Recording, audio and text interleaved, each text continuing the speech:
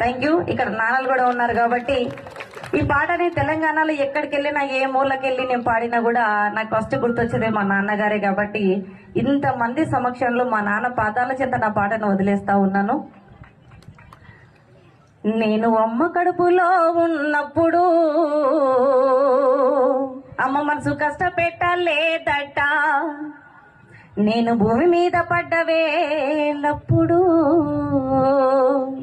బాధలన్నీ మర్చిపోయినావట, ముద్దు పెట్టుకొని గుండె కత్తుకుంటావా,